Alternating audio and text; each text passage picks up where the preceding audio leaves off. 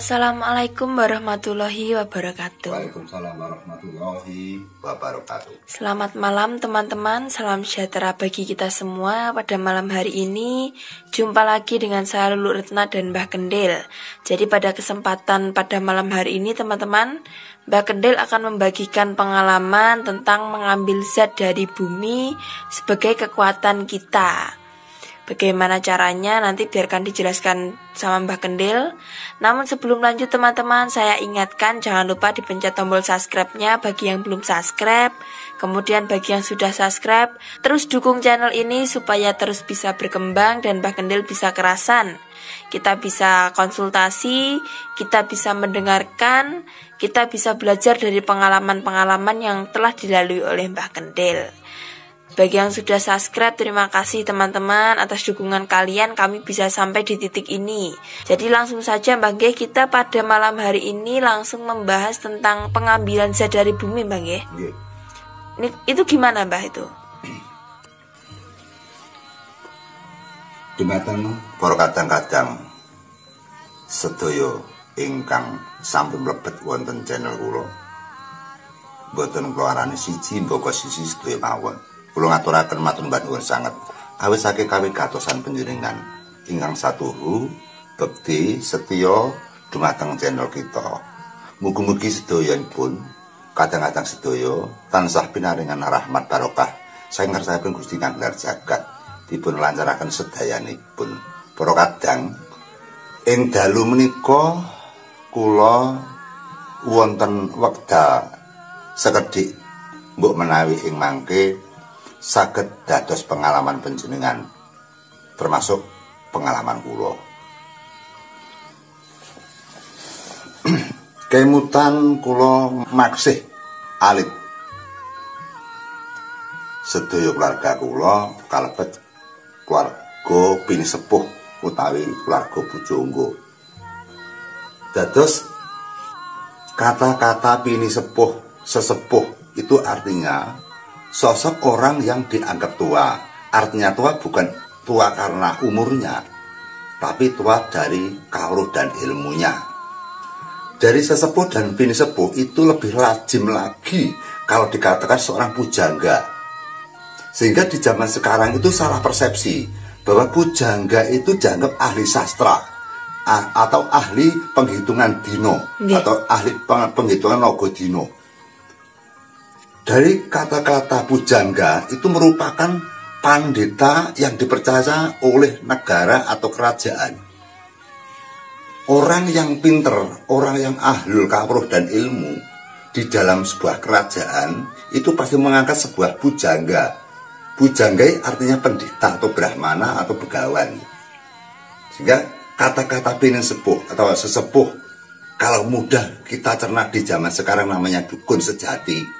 Itu kata lainnya adalah sang pujangga atau pujangganing negari. Jadi kata-kata paranormal sekarang sudah bobot timbangnya sudah mulai tidak begitu angker atau tidak begitu wibawa. Bobot timbangnya dukun sejati banyak yang melecehkan hingga dituduh sebagai apa itu katanya dukun itu pasti cabul dan katanya pasti menipu. Sehingga kata-kata nama dukun itu sepertinya cemar sekali di era sekarang. Maka kita untuk menyikapi itu, kita pakai nama pujangga agar tidak mendapat sinaran leceh dari masyarakat. Sehingga pujangga adalah orang yang mengurusi tentang kawruh dari penghidupan lahir sampai batin, dari dunia sampai akhirat. Saya teringat pada saat saya kecil, dari keluarga saya adalah merupakan keluarga pujangga. Kalau sekarang dikatakan dukun atau dikatakan sesepuh. Setiap malam Jumat, apa Jumat Legi, Jumat Kliwon, Jumat Wage, pokok setiap Jumat pasti menggelar sebuah pawejangan atau gegladen atau mudal kawruh. Banyak para putra siswa dari mbah saya, banyak putra siswa dari bapak saya yang menjadi satu karena bapak saya dan mbah saya menjadi satu rumah. Satu rumah ada dua pujangga. Sehingga dengan asiknya setiap malam Jumat ramai di rumahnya mbah saya, saya itu kan diambil anak angkat sama mbah. Jadi bapak seringnya bertapa, bapak seringnya prihatin, bapak seringnya topo laku, bapak seringnya ngulandoro, sehingga tidak bisa mengasuh saya. Sehingga saya dititipkan kepada Simbah. Makanya saya hidup bersama Simbah. Simbah saya, Kakung, itu yang mengepali tentang kawruh. Namun juga tidak kalah hebatnya Mbah Putri saya. Itu juga mempunyai ilmu-ilmu yang sangat hebat. Terbukti tetangga saya yang namanya Romelah. Ini kisah nyata, saudara. Jadi desa Bendorjo, kecamatan Udaron, Kabupaten Blitar.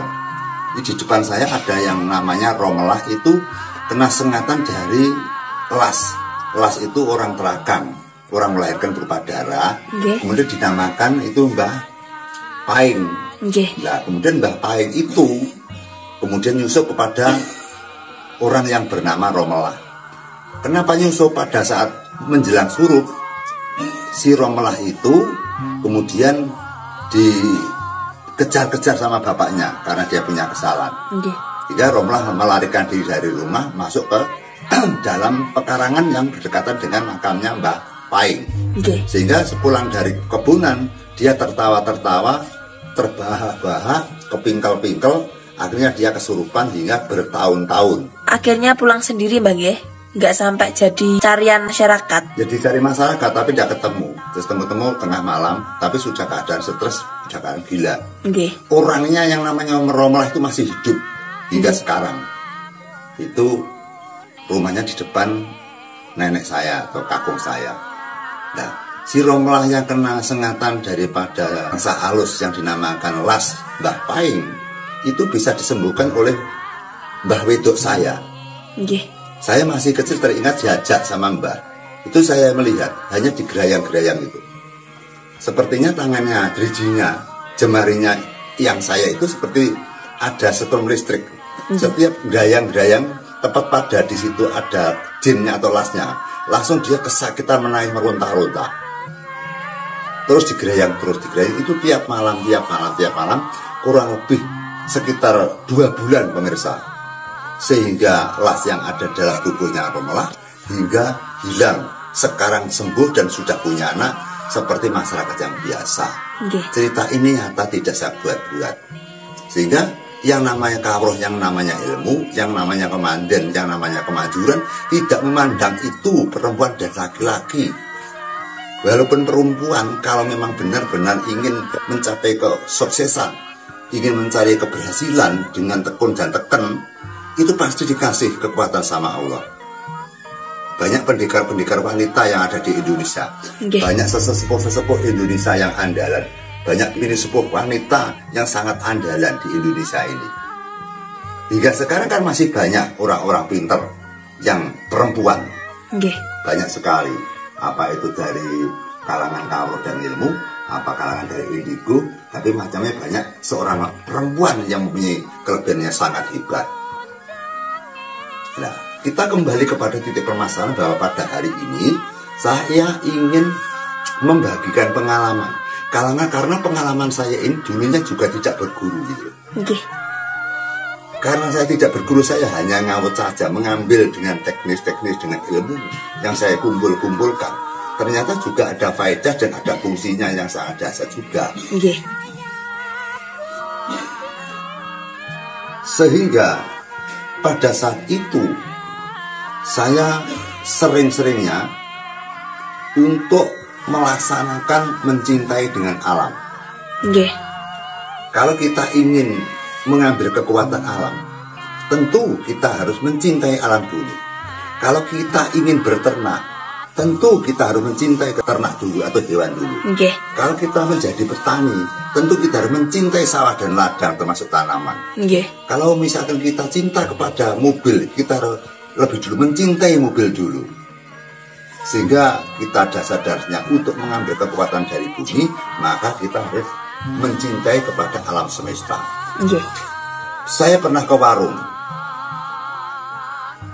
kemudian dia juga kenal saya. Tapi saya tidak begitu kenal karena saya seorang dalang, otomatis nama saya juga terkenal sehingga banyak orang tahu saya tidak tahu dengan dia. Nggih. Kemudian dia di dalam warung itu tanya yang nyeleneh, Pak Dalang Bintoro, sebenarnya Tuhan itu ada di mana? Tuhan ini seperti apa? Wah, saya kok belum pernah tahu Pak Tuhan itu. Yang jelas Tuhan itu tidak ada, sebenarnya ada. Tuhan itu ada tapi tiada. Tuhan itu tidak ada, sebenarnya ada. Banyak paujudan-paujudan yang dibuktikan bahwa kekuatan atau hasil ciptaan Tuhan itu benar-benar agung. Ada barangnya pasti ada yang menciptakan. Dan jawab seperti itu.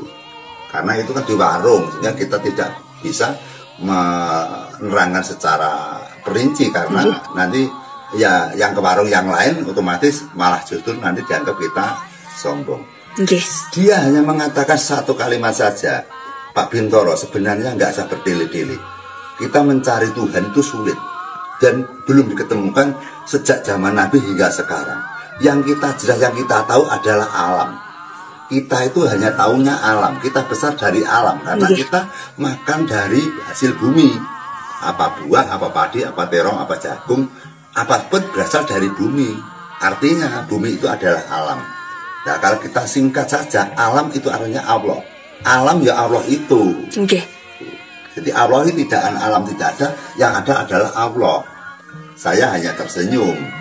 Karena apa? Karena kalau ini saya bantah, nanti justru malah tidak berakhir dengan kebaikan. Karena namanya orang Serawung harus saling menghormati. Pendapat orang itu kan berbeda, keyakinan juga berbeda, sehingga kita tidak boleh memaksa dalam keyakinan orang lain. Dia percaya bahwa yang dinamakan Allah itu alam. Alamnya apa Pak? Saya tanya gitu. Yo alam itu ya bumi, langit, bulan, terus planet-planet yang lain itu darahnya alam Pak. Angin juga alam, geni juga alam, air juga alam. Semua alam itu semuanya Pak. Yaitu Tuhan. Kita tidak akan temu mencari Tuhan, tapi kita mencari alam pasti ketemu Pak. Karena alam itu ada. Alam itu ada gitu loh. Tapi kalau kita mencari Tuhan itu tidak ada. Jadi kesimpulannya saya, kalau saya Pak itu yang dinamakan Allah itu ya alam itu dari salah satu orang yang tanya kepada saya, mungkin dia mancing-mancing saya gitu Pak. Karena saya itu setiap hari pasti membuat lakon-lakon yang bersifat ilmu dan ditutur gitu loh. Saya senang sama Pak Bintoro karena dalam ceritanya pasti Begawan, Tiwo Ruci, pendeta-pendeta, itu saya senang Pak, dia bilang begitu. Itu persepsinya kepada orang-orang tersebut bahwa Tuhan dicari tidak ada, dia menyimpulkan bahwa Allah itu alam. Itu pendapatnya dia. Jadi kita tidak marah sama dia hanya bilang seperti itu, ya saya biarkan saja. Karena di dalam warung kita tidak logis dan tidak pantas kalau berdebat dalam suatu wacana untuk mencari kebenaran. Toh saya sendiri juga belum tahu wujudnya Tuhan. Saya kalau ngengkel kan ya salah. Saya belum pernah temu, belum pernah tahu wujudnya Tuhan. Kalau saya menjawab nanti saya malah justru salah. Saya cukup diam saja. Karena yang namanya Allah itu kan dimuat di dalam Al-Quran. Di dalam agama pasti ada sifat-sifat nama Tuhan atau wujud Tuhan. Itu kan di dalam Al-Quran juga disebutkan gitu loh Mbak. Walaupun di situ tidak dinyatakan Tuhan itu wujudnya seperti ini, tapi kriterianya atau kronologinya kan ada tentang nama Tuhan atau wujud Tuhan atau aura Tuhan atau cahaya Tuhan atau nurnya Tuhan, itu di situ kan sudah ada. Jadi seperti itu pemirsa. Kalau kita renung-renungkan juga ada benarnya, juga ada salahnya. Kita satu contoh saja. Alam adalah merupakan ciptaan Tuhan yang sangat dasar. Sehingga kalau kita ini mau berpikir bahwa kita itu duduk di rumah, kita itu duduk di bumi, kita itu menanami padi di bumi, sebenarnya di bawah bumi atau di perut bumi itu ada magma yang sangat panas sekali. Jadi bumi itu bundar, di tengahnya itu ada cairan magma yang sangat panas sekali. Terus kemudian di perut bumi kok bisa panas, itu yang menggodok air panas itu siapa? Itu kan aneh. Makanya bumi itu serba aneh gitu loh. Anehnya pikir gimana? Coba kita menanam tebu. Menanam tebu hasilnya juga manis, menanam lombok hasilnya pedas. Menanam padi hasilnya gurih karena ada karbohidrat. Sehingga yang namanya bumi itu bisa dikatakan aneh. Tempatnya sama, hasilnya tetap berbeda. Sehingga kita bisa mengambil dari kekuatan bumi. Karena kita ini hidup tanpa ada bumi, kita tidak bisa hidup.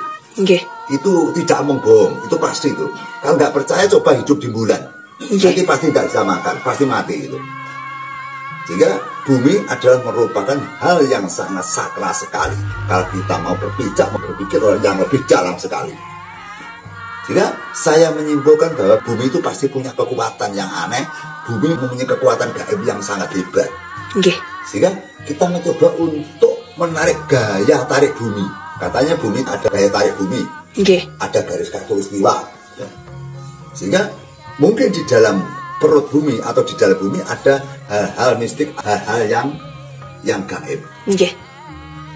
Sehingga pada saat kita mencintai alam, misalkan kita ke tempat samudra yang begitu besar ombaknya, begitu luas, mata tidak bisa memandang ujungnya.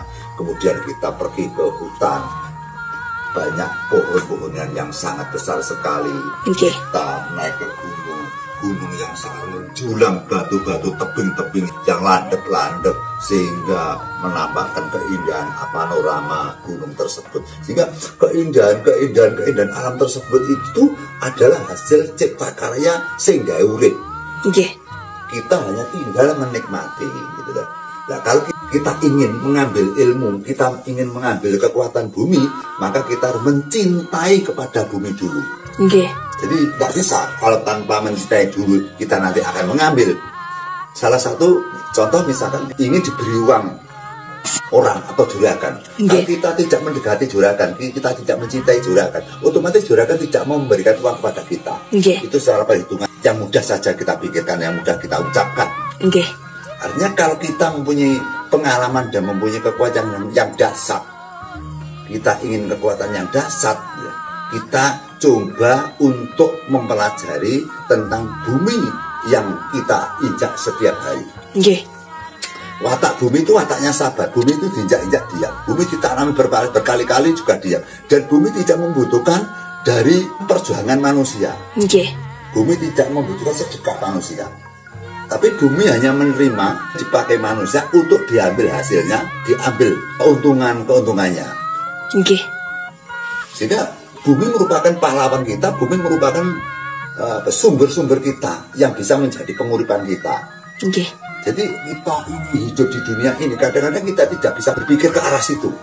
Yang berpikir kita bekerja dapat uang, kita makan, itu saja. Bahwa nilai-nilai karomah, nilai-nilai kekuatan yang ada di perut bumi ini atau di dalam bumi ini, itu sangat menguntungkan bagi manusia. Manusia tanpa ada bumi, maka manusia tidak akan bisa makan.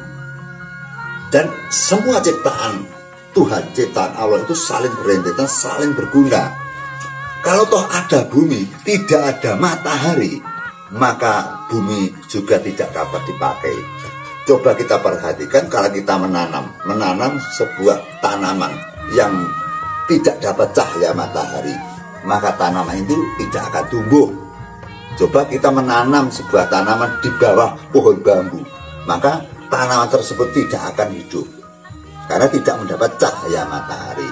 Sehingga di antara cahaya matahari bersama bumi sangat menguntungkan bagi manusia. Kekuatan matahari, kekuatan bumi ditambah kekuatan geni dan angin, maka akan membawa kekuatan-kekuatan gaib yang ada di dalam bumi atau di lapisan bumi atau di global bumi. Pemirsa, sehingga ada seseorang yang mengatakan bahwa ada paranormal atau ada dukun atau ada orang-orang pinter yang kemudian ingin menyembuhkan orang, yang kemudian ingin menolak hujan, yang kemudian dia ingin bermusuh dengan setan, terus tangannya gini-gini, itu dianggap bergaya. Itu pernah diucapkan pada pesulap merah itu, bahwa seperti ini katanya gaya atau action. Itu menampakkan bahwa orang itu tidak punya ilmu itu. Jadi jangan dianggap kalau ada paranormal tangannya gini-gini itu hanya gaya atau halusinasi, saudara. Karena di dalam tangan-tangan ini ada mantra-mantranya, saudara. Nggih. Ini saya tandaskan ini. Sehingga pada saat pesulap merah bilang bahwa katanya gini-gini itu hanya action saja, itu menampakkan dia tidak punya ilmu. Nggih, Mbah. Dan dia tidak pernah berguru, dan dia tidak pernah mempelajari dengan alam semesta. Nggih. Karena saya hidup di dunia ini sejak kelas 9 SD sudah mendekati alam semesta, saudara. Saya 9 SD sudah bertapa di Gunung Serengat. Nggih. Itu tidak menipu itu. Pertama kali ditemukan candi pertapaan di Gunung Serengat, saya bertapa di situ, saudara. Artinya saya memang mencintai alam. Jadi sehingga kalau ada paranormal, ada orang-orang penyembuhan alternatif tangannya gini-gini, itu baginya pesulap merah dianggap itu ge-action. Nggih. Itu melambangkan dia tidak punya ilmu itu, saudara. Nggih, Mbah. Bahwa dalam kita mengadakan peraga seperti ini halusinasi kita kepada mantra dan japa atau doa. Nggih. Misalkan saya menebak bumi seperti ini tidak action. Karena saya menggugah dengan kekuatan bumi. Nggih. Saya izin kepada penguasa bumi. Dan tangan 5 ini juga ada konsultan-konsultan untuk memohon kepada Tuhan. Nggih. Kalau Islam dinamakan ini Allah, Muhammad, Sirullah, Datullah, Sifatullah. Kalau Islam ya. Nggih. Kita pakai jalur mana? Misalkan kita ingin ke tempat keramat. Kemudian tempat keramat kita masih masuk, langsung dia memberi sengatan kita, langsung kita menghirik atau merinding. Jelas dia ingin bermain-main dengan kita. Langsung saya menatap bumi langsung. Kita sambat kepada bumi. Karena bumi itu ciptaan Allah. Artinya kita juga minta anugerah, minta kekuatan pada Tuhan. Nggih. Jadi tangan 5 ini, saudara, ini saya bongkar ya. Ya ini Allah, Nggih. Muhammad, Sirullah, Datullah, Sifatullah. Nggih. Kita mintakan kepada bumi gini. Berbahagia teman-teman yang saya muliakan, saya ingatkan lagi jangan lupa untuk subscribe bagi yang belum subscribe, kemudian aktifkan tombol loncengnya supaya mendapatkan notifikasi dari setiap video terbaru kami. Karena dengan begitu kalian sama dengan menyemangati Mbah Kendil supaya Mbah Kendil kerasan di channel ini, teman-teman. Ya pemirsa, ini Mbah Kendil juga sudah sampai di pemakaman. Kita tadi sudah berjanji untuk tidak menyebutkan di mana makamnya karena ini juga termasuk privasi. Jadi sudah menjadi karakternya Mbah Kendil bahwa sebelum masuk makam itu meminta izin dulu, pemirsa.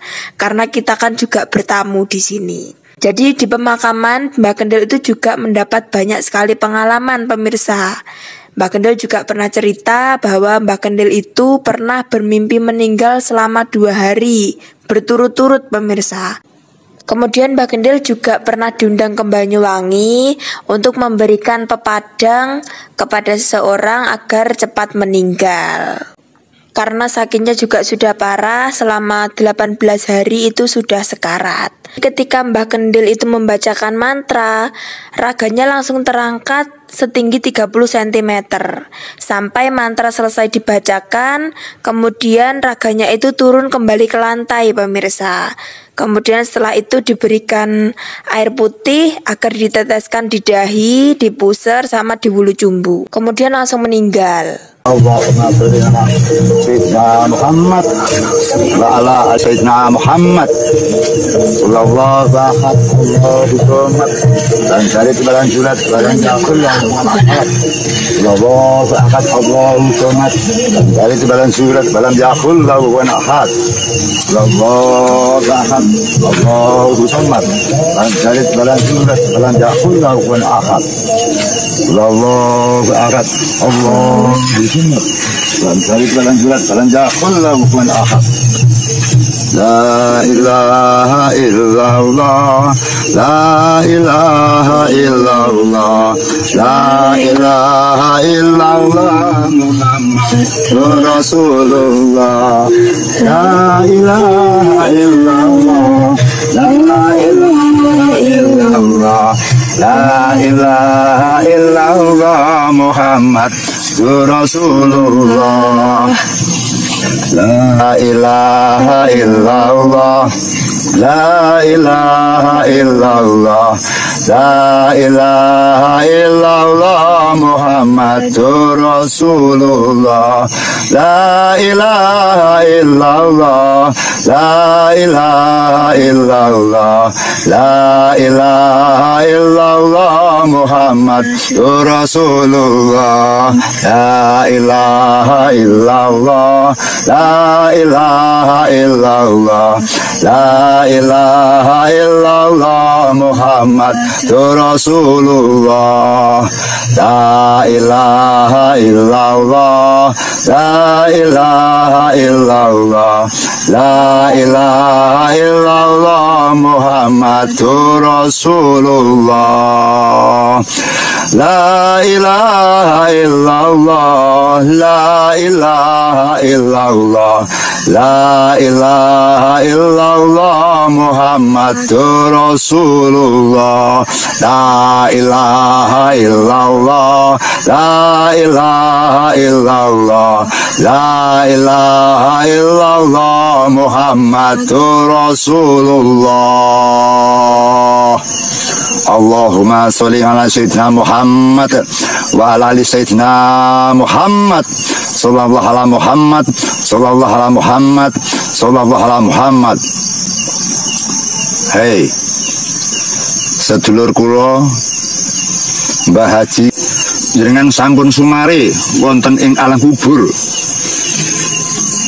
Kula minangka putra wayah panjenengan ingkang ikhlas lair terus ing batos saperlu dalu menika kula caos donga mugi-mugi jenengan ing alam kubur pinaringan rahayu selamat wilujeng. Amin. Kali sing rubeda pangrencana dipun jembaraken kubure panjenengan. Amin. Dipun ayemaken ati jenengan. Amin. Dipun jembaraken kubur jenengan. Amin. Dipun padhangaken dalane jenengan. Amin. Dipun bablasaken laku panjenengan. Amin. Panjenengan mugi-mugi ingkang pinanggihan kalan ingkang jenengan tuju inggih menika sumerep wujudipun kalan ingkang samestinipun inggih menika sumerep lawange kasuwargan jati. Amin. Dengan notok kanthi bacaan La ilaha illallah.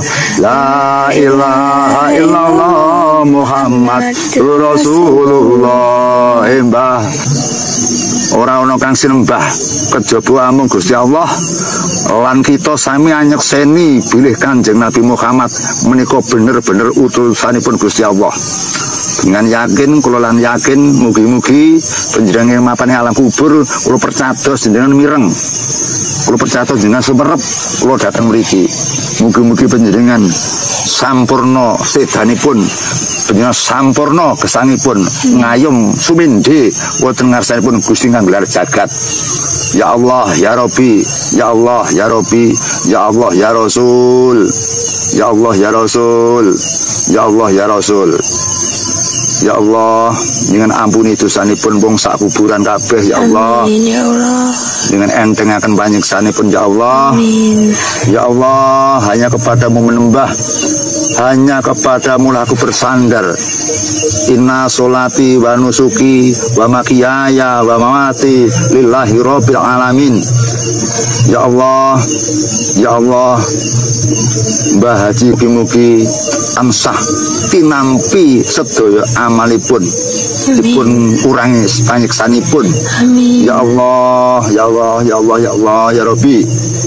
Allahumma sholli ala sayyidina Muhammad wa ala ali sayyidina Muhammad.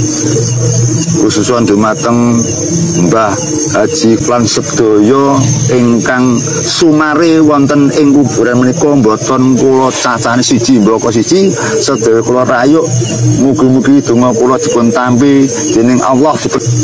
Mugi-mugi penghuni kubur ing mriki tansah njurung karep kula. Amin. Kula ngertos menawi panjenengan menika waswita napa tujuan kula. boten sanes kula badhe nulungi kaneng kanca kula minangka pamungkasipun kula waosaken ayatipun Gusti Allah mugi-mugi dengan pinaringan tentrem ing alam kubur. Amin. Lan sedaya keluarganipun ingkang masih sugeng wonten alam bebrayan menika sageta lancar sembangipun dipun murahaken sandang panganipun dipun ilingaken dhateng pangeran inggih Gusti Allah Subhanahu wa taala. Al-Fatihah. A'udzubillahi minasyaitonir rajim. Bismillahirrahmanirrahim. Alhamdulillahirabbil alamin arrahmanir rahim maliki yaumiddin. Iyyaka na'budu wa iyyaka nasta'in ihdinas siratal mustaqim. Siratal ladzina an'amta 'alaihim ghairil maghdubi 'alaihim waladdallin. Amin. Khususan dumateng sedaya arwah ingkang suwari wonten mriki ageng alit boten muraran siji mbok siji. Kula paringi diapateka Al-Fatihah. A'udzubillahi minasyaitonir rajim. Bismillahirrahmanirrahim. Iya kana butuh ya ihdinas siratal mustaqim. Kula ngertos panjenengan nyaket dhateng kula. Ya Allah, ya Rabbi. Ya Allah, ya Rabbi. Allahumma sholli ala sayyidina Muhammad. La ilaha illallah. Sallallahu alaihi wasallam. Ya Allah.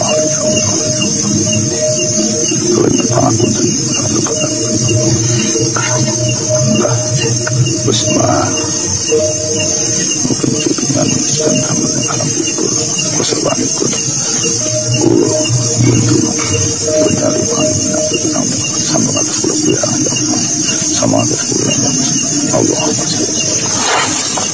Oh, masuk ingat Mas. La ilaha illallah. La haula wala quwwata.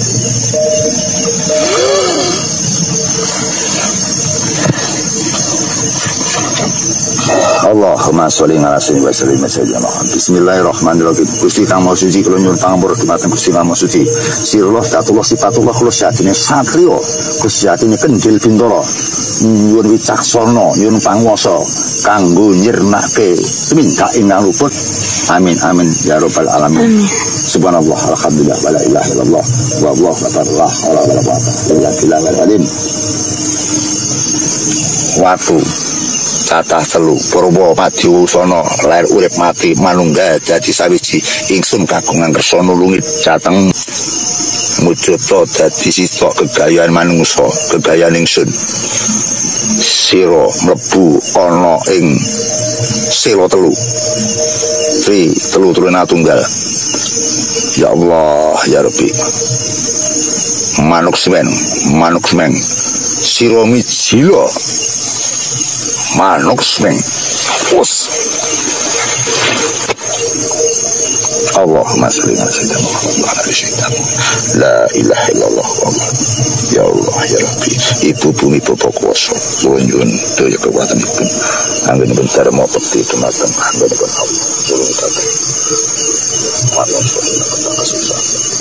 Rabbana atina hasanah wa fil akhirati hasanah wa qina adzabannar. Al-Fatihah. A'udzu billahi minasyaitonir rajim. Bismillahirrahmanirrahim. Ya Amin. Satermo namung tetulung dumateng hambanipun Allah. Allahumma sholli ala sayyidina Muhammad wa ala sayyidina Muhammad.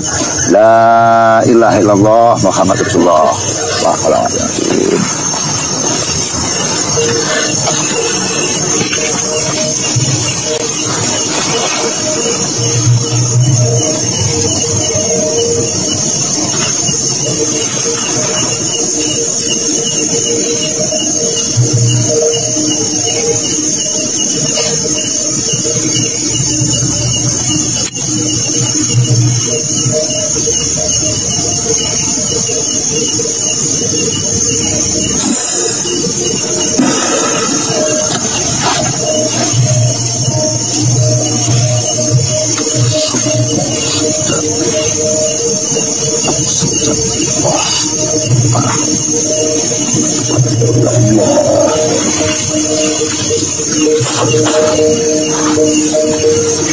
Assalamualaikum warahmatullahi wabarakatuh.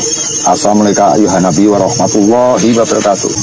Rokok kula namung saderma nyuwun pangapunten menawi tepatanipun butuh panjenengan nyuwun sepura. Salam ilahi la tulil fi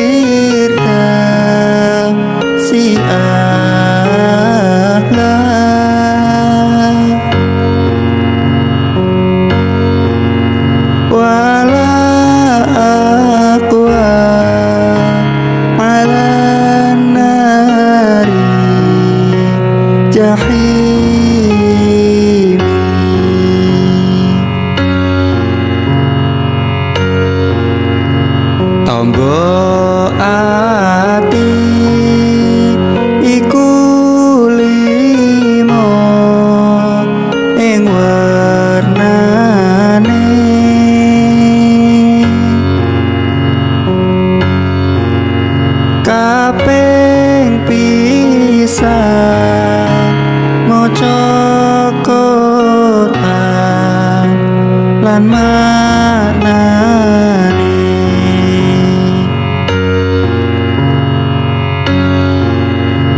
kaping pindho salat wengi lakonono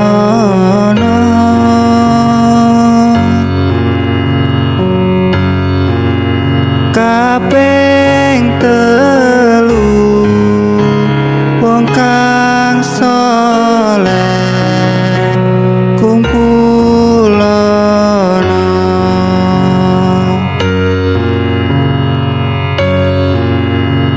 kaping papat weteng ira ingkang luwe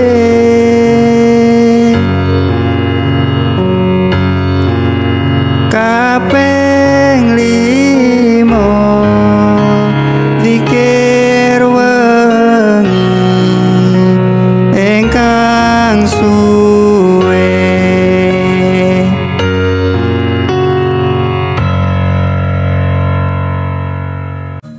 otomatis bumi pasti bergoyang, saudara. Nggih. Sehingga pada saat kita membacakan Allah Muhammad Sirullah Dzatullah Sifatullah, kita masukkan ke dalam hati, berhantaman ke bumi, kekuatan bumi akan bangkit. Sopo sing ngeplak aku kuwi? Kita memohon di situ. Ada amalan-amalan tertentu untuk kita mengambil zat yang ada di bumi, kita masukkan ke dalam hati. Terus tujuanmu apa, Aryam? Nggih. Kan kita sudah membaca dari Allah Muhammad Sirullah Dzatullah Sifatullah, kita hantamkan ke bumi. Ini sudah andai kata kita masuk ke kantor, sudah izin kepada sapam. Nggih.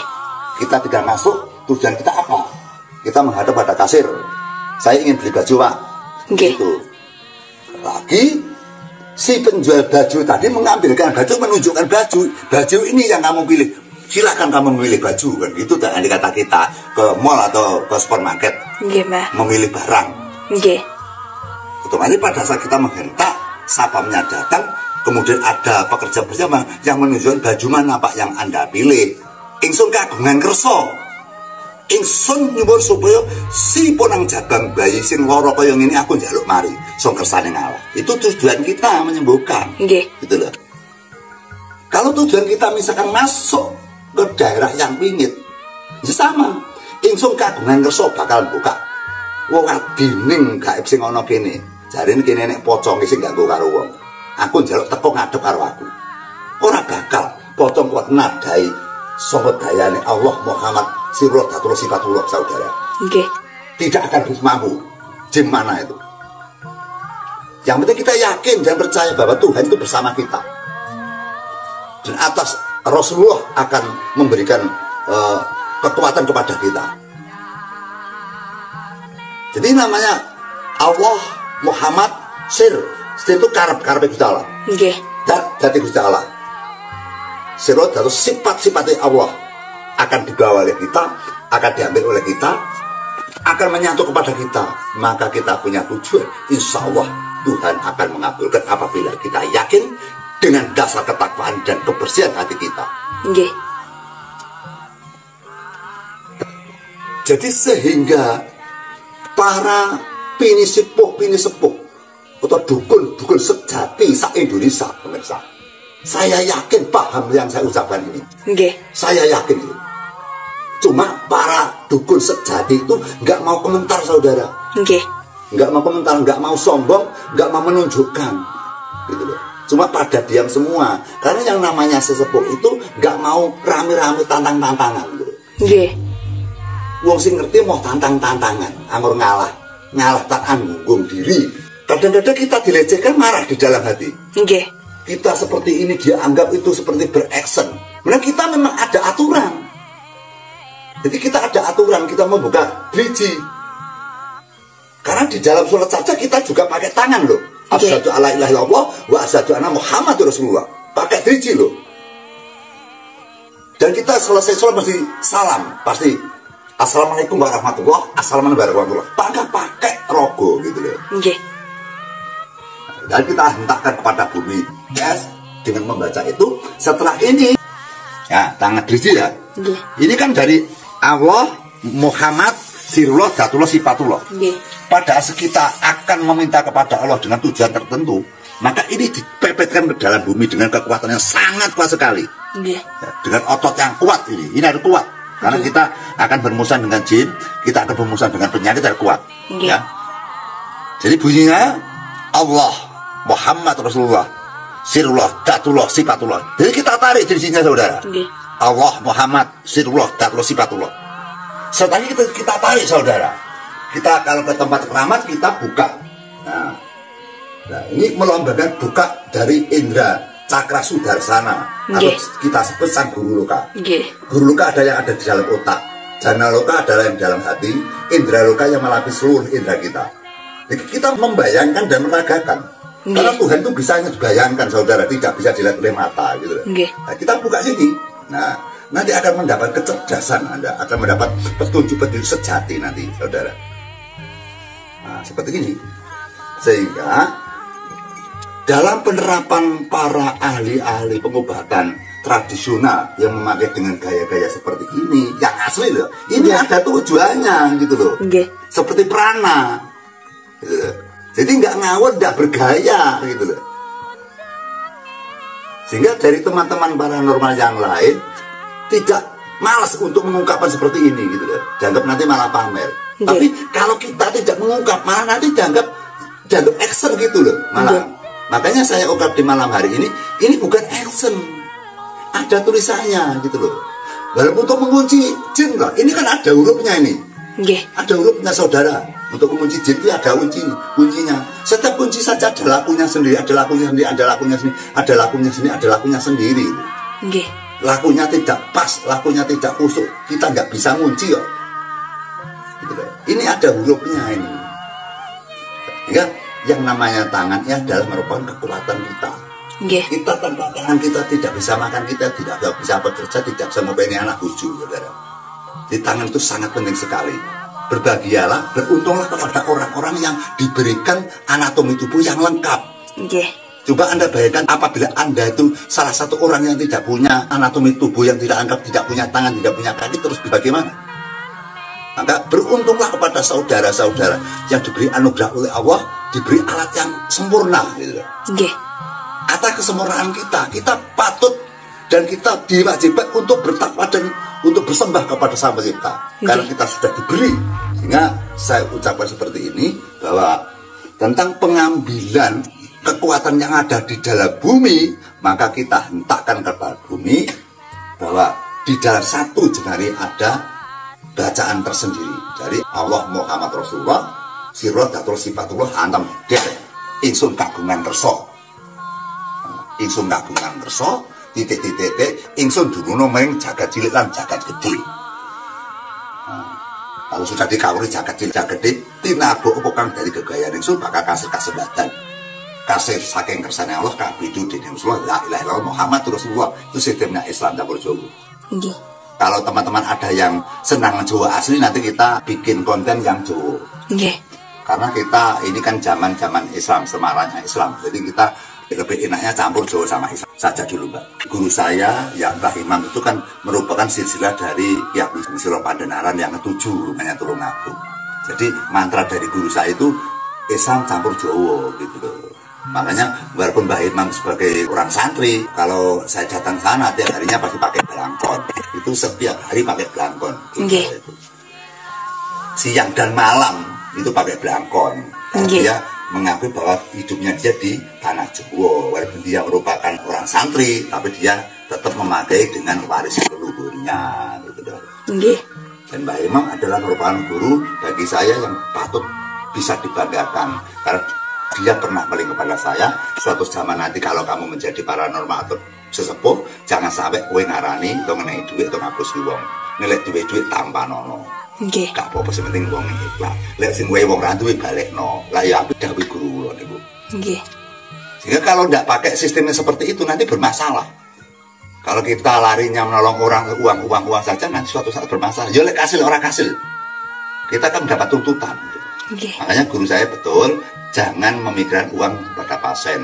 Lek duwe tampanono, lek ra duwe yo rasa ngarep-arep. Lek sing kowe wong ra duwe numpak pedak ondel, wong ibarat nemen balekno duit tulunga tok ae. Golek dijoli wong liyane. Nggih. Guru kula dawuh atus manatan. Kembali kepada titik permasalahan kita mengambil dengan zat yang ada di dalam bumi. Kita hentakkan tadi, kemudian kita tarik jebret, kemudian kita kalau ke tempat keramat kita buka, jagat gede lan jagat cilik. Jagat gede kama panon gelar sing tak lungguhi serino sedalune, jagat cilik kama seluruh tubuh saya yang ada di dalam hati saya. Sehingga setelah jagat gede dan jagat cilik wis dikawarui, kemudian kita minta tujuan apa? Tujuannya apa? Apa mengobati orang? Apakah kita misalkan masuk ke tempat pingit atau kita apalah apa saja lah, itu bisa. Nah, dari penerapan tersebut sering saya pakai itu, insya Allah banyak berhasilnya daripada tidak. Sehingga memang pada sekitar tahun 2008 saya sudah berhenti untuk aktivitas tentang keparanormalan, aktivitas tentang perdukunan. Bukan saya mundur, tidak, saya mengurangi jadwal-jadwal saya untuk berperan berjuang kepada umat, tapi saya berperan untuk kepada kepangeranan, untuk menghamba kepada Tuhan agar nanti saya dipanggil sewaktu-waktu saya sudah punya modal gitu. Lah aku nulungi wong tok enggak duwe rasa pangrasa sembung antaraning kawula lan Gusti. Dari kalau nanti kita sudah mencapai hal yang sangat andal, maka yang namanya mantra nanti akan muncul di dalam hati kita sendiri nanti. Tanpa dikasih guru, mantra akan datang di hati kita sendiri. Ditulis pirang-pirang puluh kebet, nggak akan habis itu saudara. Karena mantra itu juga dibuat oleh manusia. Kalau kita sudah mempunyai ketekatan, kita sudah mempunyai niat untuk cinta kepada alam, otomatis alam nanti akan memberikan sesuatu zat yang akan kita pakai, yang akan menguntungkan pada diri saya, ada di kita. Banyak contoh-contoh yang tidak masuk akal. Dengan saya mempelajari hal tersebut, bahkan saya tidak sadar dan saya tidak ngerti, ada orang yang opname 18 hari koma. Kemudian orang tersebut hanya saya kasih aqua 1 botol dan tidak saya doakan sama sekali. Saya masukkan kolom, saya suruh bawa pulang. Udah Pak, nanti dioleskan di batuk, pusar sama di bulu tumbuh. Kemudian ini jamunya bersalah saja, nggak bisa dikasih jamu ya nggak bisa diberi jamu Pak, cukup banyu putih saja nggak apa-apa. Nanti kalau ada reaksi dikasih 1 sendok diminumkan airnya putih. Gitu. Yang terjadi apa? Besok paginya 1 kol ke rumah saya, ternyata seperti mendapat mujizat, langsung sembuh saudara. Orang itu sembuh. Nah, padahal tidak saya mantrani, gitu kan. Kenapa bisa sembuh? Karena Tuhan memberikan anugerah atau Tuhan memberikan keistimewaan kepada saya. Tuhan menolong saya sehingga saya tidak menjadi kewirangan. Yang menyembuhkan bukan saya tidak memberi mantra. Saya sudah berpikir bahwa orang tersebut tidak akan sembuh. Rumah sakit saja 18 hari dipulangkan kok. Hanya saya saja yang lulusan SMA, pengalaman apa saya ini? Saya jelas tidak mampu. Makanya saya pakai teori saja, sudah kasih air putih biar cepat pulang, dah selesai perkara. Ternyata malah besok paginya dia datang satu keluarga membawa pasien banyak, ternyata malah sembuh. Itu bisa dimungkinkan sering-seringnya saya memakai jalur ke bumi atau ke alam. Jadi yang menyembuhkan ada kekuatan dari Tuhan, ada dari Sang Pencipta, tapi dari hasil karya saya belajar pengambilan zat yang ada di dalam bumi, maka itu sebagai tindakan atau sebagai cahaya, sebagai kekuatan yang bisa menolong kepada pasien tersebut. Jika kadang orang itu seringnya tirakat, seringnya berpuasa, seringnya tapasnya prihatin itu, kadang-kadang kalau ada pasien sembuh itu malah heran, kok bisa sembuh ya? Malah gitu. Kadang-kadang yang menyembuhkan saja malah bingung, kok bisa sembuh. Banyak saudara, pada saat saya menjadi sesepuh yang bercampuran dengan tabib, jamunya ya hanya jamu temulawak biasa itu saja. Ada yang penyakit kanker orang sampai sekarang masih hidup. Padahal yang kanker otak itu sulit nggak umum. Orang yang kena penyakit kanker otak harapan pasti meninggal. Sulit pokoknya sembuh itu. Tapi nyatanya ada yang datang di rumah saya, alamatnya Ngentrok Tulungagung, anaknya Pak Di. itu kena kanker otak, saudara. Itu sembuh. Nggih. Pada saat itu dia tuh di rumah sakit, molak-maling, glundung-glundung, gak karo-karo sakit kepalanya itu. Nggih. Akhirnya dicarikan orang tua, ada yang bilang suruh datang ke rumah saya. Nggih. Kemudian saya ambil jamu saya isi, coba Pak ini nanti diminumkan, kalau nanti langsung reaksi baik, izin saja minta dipulangkan, nanti kita pakai jamu. Setelah diminumkan jamu dalam satu bungkus, anak tersebut bisa tidur. Iya, tenang, Mbah. Nyaman. Kalau satu malam kumat misalkan 8 kali, hanya kumat 1 kali 2 kali. Nggih. Akhirnya percaya kepada jamu tersebut, percaya dengan saya, akhirnya dibawa pulang. Akhirnya selama sekitar 6 bulan 7 bulan terus minum jamu, orangnya sembuh sehingga sekarang dia sehat. Nggih. Nah 2 tahun yang lalu datang sini juga, itu masih sekitar kelas 4 SD gitu pada sakitnya dulu. Sehingga yang namanya penyembuhan, nama penyembuhan itu memang semata-mata bukan kita yang menyembuhkan. Maksudnya ini urusan doa loh. Kalau dokter kan pakai prosedur gitu loh. Nggih. Kalau kita sebagai itu pandemen kawro, kita sebagai pecinta Tuhan, kita hanya pakai doa. Nggih. Jadi kita tidak punya prosedur tentang pengobatan. Kita hanya punya kepercayaan, percaya kepada Sang Pencipta, percaya kepada Allah Taala. Nggih. Ya, untuk belajar agar kita mempunyai daya kekuatan, agar kita punya kemandin, agar kita punya aura, agar kita punya cahaya dan punya nur, agar kita mempunyai kekuatan lahir dan batin. Kemudian di dalam tubuh kita terdiri dari jagat cilik dan jagat gede, jagat cilik juga bisa berkembang, maka kita bisa mengambil kekuatan dari alam atau dari bumi. Jadi seperti tadi saya ucapkan, nanti saya bisa ditulis amalan atau unen-unen bisa ditulis di deskripsi, Mbak ya. Bisa nanti kita bisa. Jadi pengalaman seperti ini tidak saya jual, saudara. Nggih. Ini tidak saya jual, bisa dipraktekkan gitu loh. Apabila Anda tekun, apabila Anda benar-benar percaya kepada Allah, benar-benar yakin, insya Allah nanti Tuhan akan memberi hadiah kepada Anda semua. Yang penting namanya orang mencari ilmu harus dengan bersusah payah gitu loh. Seperti halnya kalau kita ingin punya harta, kan kita harus bekerja. Gitu. Sehingga di dalam malam hari ini maka kami menyelipkan tadi setelah bar maghrib, saya kok punya inisiatif bahwa siang tadi kita tidak punya acara, Mbak ya. Nggih.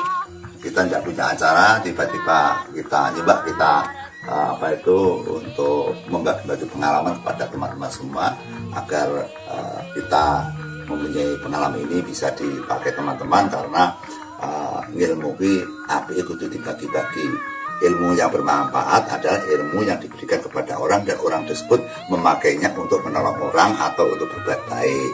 Ya, saya usahakan jangan sampai apa yang saya sampaikan ini apabila diterapkan kepada Anda semua, apabila dilakoni dengan Anda semua, maka jangan dipakai hal-hal yang buruk. Artinya hal buruk misalkan menolong orang kemudian terus nekan-nekan kepada pasien agar membayar dengan mahal. Ini jangan sampai. Karena ini saja yang saya utarakan kan gratis, tidak bayar. Jadi untuk menolong orang setidaknya ya jangan dipungut biaya. Tapi kalau dia memberikan uang pada Anda, ya silakan Anda tak terima, nggak apa-apa itu kan ikhlas gitu loh. Itu ikhlas.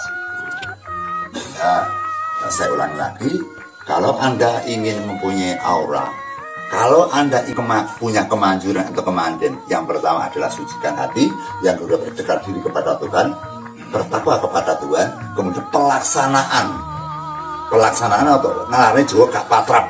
Kalau ngarane kawruh patrap nindak nih, seperti yang ucapkan tadi. Jadi menghentakkan ini dengan tangan 5 Allah Muhammad Sirot atau Sifatullah kita hentakkan pada saat kita di bumi, kita keluarkan tenaga yang sangat kuat sekali untuk menarik kekuatan bumi. Kita bayangkan bahwa bumi Anda tarik itu, kekuatan bumi Anda tarik itu ke tangan Anda, kemudian kalau misalnya ke tempat keramat jadi langsung Anda buka pakai cakra sudarsana yang punya seperti ini, seperti hati, seperti hati kita baik jagat halus atau jagat cilik. Nanti kalau lama-lama kita praktek terus nanti akan kelihatan di dalam indera Anda akan ada gambaran apa wujudan. Nggih. Dan kalau nanti Anda terus memakai jalur ketuhanan dengan terapi seperti ini, maka kita akan dijauhi dengan iblis dan jin. Justru jin tidak akan berani menentang kita atau mengganggu kita, karena jin ketakutan dengan nama-nama Tuhan, ketakutan dengan besaran Tuhan, ketakutan dengan sholawat-sholawat Nabi, termasuk dengan sifat asma afnal. Nggih.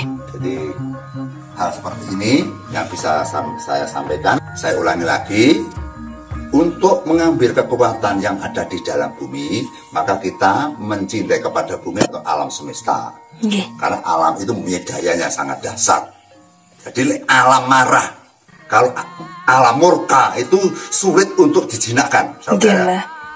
Perlu Anda tahu bahwa kalau alam murka itu tidak dapat disuwuk, tidak dapat didoakan tuh, sulit itu. Kalau terjadi tsunami, tidak dapat diganggu-gugat. Kalau terjadi misalkan bumi hancur, tidak dapat itu disuwuk, tidak dapat didoakan. Misalkan bumi anjlok, tidak dapat itu ditanggulangi. Karena kalau bumi sudah bicara, bumi sudah murka, itu tidak ada lawan sudah. Terjadi goncangan angin, terjadi air tsunami dan sebagainya, maka bumi akan mempunyai kekuatan yang dahsyat. Manusia tidak akan mampu menakni bumi sing hancur, bumi sing berantakan. Nggih. Makanya bumi itu mempunyai kekuatan yang sangat tinggi sekali, mempunyai kekuatan yang sangat dahsyat sekali. Makanya di era dulu, pada saat saya masih gendeng-gendeng ilmu, saya masih senang-senangan ilmu, saya mencoba untuk mengambil zat atau kekuatan yang ada di dalam bumi. Karena saya percaya bahwa bumi ada ciptaan Tuhan, sehingga kita tidak bisa memegang Allah, kita bisa memegang dengan ciptaannya. Okay. Dengan keyakinan bahwa Allah akan menolong kita apa yang kita minta. Yang jelas kita sebutkan yaitu Allah Muhammad Sirrot atau Sifatullah. Itu sebagai kekuatan kita untuk menarik ke dalam bumi, dan kita pun yakin bahwa setelah kita menarik bumi, kita yakin bahwa kekuatan itu sudah di tangan kita, gitu loh. Okay. Nah, itu kalau nanti kalau Jawa ada sendiri. Kalau Jawa setelah kita melaksanakan sekitar 7 kali penerapan atau 41 hari penerapan, maka kalau Jawa harus diselamati dengan bujeng emas dan bujeng robyong, gitu loh. Selamatane lebih berlakoni laku iki, dihitungi saja kita ngelakoni terapan selama 7 kali atau berpuasa 7 kali. Kalau misalnya ingin berpuasa, puasanya poso mutih 10 dino pati geni sukmi. Okay. Untuk mengambil bumi itu. Okay. Puasanya mutih, terus kemudian 10 hari mutih, pati geninya 1 malam. Itu ngriyayani lakune awake duduk nalika sekolah, nalika sinau ilmu penarikan gaya tarik bumi atau magnet bumi. Jadi bisa dikatakan bahwa kita mengambil magnet bumi agar masuk ke dalam tubuh kita. Kalau sudah masuk ke dalam tubuh kita, kita sudah punya kekuatan. Andai kata kita habis, kita akan dicas, Pak. Kita ngecas, kita masukkan ke dalam tubuh kita. Tubuh kita anggap saja HP, kita ngecas ke dalam bumi. Kalau HP-nya sudah banyak baterainya, maka kalau kita nyetel langsung biar padam, langsung kita melihat apapun jelas di situ. Tapi kalau nanti casnya rusak atau casnya tidak bisa dimasukkan ke dalam HP, otomatis kita membuka HP-nya tidak bisa. Kalau bisa mungkin redup, kurang baterainya. Tapi kalau baterainya full, nanti kita buka HP pasti layarnya jelas. Apabila HP itu kita ramalkan, HP itu sebagai wadah kita, sebagai tubuh kita, gitu loh. Nah, kalau HP-nya rusak, yang dimaksud HP-nya rusak itu HP atau tubuh kita yang dimanfaatkan untuk perbuatan yang tercela, sehingga tubuh kita akan rusak. Misalkan untuk perzinaan, misal untuk menipu orang, misalkan untuk mengkhianati orang, misalkan kita memfitnah orang, dan sebagainya, itu HP akan rusak atau tubuh kita akan rusak. Sehingga untuk kebenaran, untuk kenormalan HP, kenormalan daripada tubuh kita, maka jangan sampai dihinggapi virus-virus dari luar. Jadi seperti bisikan iblis, kemudian fitnah, dendam, menipu, memperkosa, terus perzinaan, mencuri, menganiaya orang, itu merupakan virus, gangguan. Maka dia harus dihilangkan agar HP tidak terjangkit dengan virus, tidak rusak, tubuh kita tidak rusak, gitu loh. Kalau tubuh kita sudah tidak rusak, HP-nya sudah aman, sudah normal, kita caskan ke listrik, otomatis nanti listrik masuk ke dalam HP, HP dibuka langsung menyala. Karena tubuh kita sudah penuh dengan listrik-listrik dalam bumi, artinya kekuatan gaib yang ada dalam bumi pindah ke tubuh kita, maka kita punya tujuan apapun, insya Allah akan diberikan ijabah, diberi hasil kepada Tuhan Yang Maha Esa atau Allah Subhanahu wa Ta'ala. Ya, kita masukkan dalam tubuh kita dengan kekuatan atau gaya tarik bumi kita masuk dalam tubuh kita, maka itu juga bisa untuk kemanjuran atau untuk kehebatan dalam kita untuk menolong orang. Ya, ilmu yang saya bagikan ini adalah temanya hanya untuk menolong orang. Jadi tidak untuk mencari uang. Kalau mencari uang kita bekerja. Tapi saya kembalikan, apabila menolong orang, orang tersebut merasa terima kasih dia memberikan uang untuk uang hadiah, ya diterima, nggak masalah, wong itu nggak minta. Nggak masalah. Sebab guru saya juga pesan seperti itu. Kalau ada orang yang berterima kasih pada kamu, memberikan uang, ya tombonan. Kamu terima saja, nggak apa-apa. Yang penting kamu nggak ngarani, gitu loh. Sudah wajar kalau orang yang ditolong kemudian berhasil memberikan imbalan, itu kan sudah biasa, sudah wajar, gitu loh. Tapi jangan sampai ngenet atau menekan narjet. Karena dengan menekan narjet nanti, kalau nanti tidak berhasil, maka akan muncul masalah-masalah yang akan menuntut atau yang akan menghina kepada kita. Pemirsa, untuk sementara demikian, sementara sekian yang saya ucapkan, yang saya aturkan. Apabila ada kesalahan, saya minta maaf yang sebesar-besarnya. Dalam hati saya tidak ada unsur untuk sombong, dalam hati saya tidak ada unsur pamer. Dalam hati saya hanya ingin saya mengajak membagikan ilmu atau edukasi kepada saudara semua, agar kita itu nanti akan mempunyai tower, akan mempunyai channel-channel yang baik di antara channel kita untuk menuju ke Tuhan. Jadi kita punya channel, semoga kita bisa menyambungkan kepada Tuhan Yang Maha Esa. Khobuminallah, khobuminanas, manunggalin kawulan Gusti. Jadi lek darani sesepuh utawa pujangga utawa paranormal utawa dukun sejati itu justru malah dekat dengan Tuhan, karena setiap harinya itu kan memohon kepada Tuhan, setiap harinya menyebut nama Tuhan. Itu sebenarnya dukun itu bukan pekerjaan yang hina, pekerjaan yang mulia. Karena apa? Setiap dia diminta tolong orang, dia pasti sambat harus sing kuwasa. Dia sering-sering sambat, sering-sering menyebut nama Tuhan, sering sambat kepada Tuhan, sering menyebut nama Tuhan. Itu adalah merupakan salah satu cabang dari ketakwaan kita kepada Tuhan. Cukup sekian pemirsa, Ihdinas Shiratal Mustaqim. Wassalamualaikum warahmatullahi wabarakatuh. Sugeng rahayu ingkang pinanggih. Amin.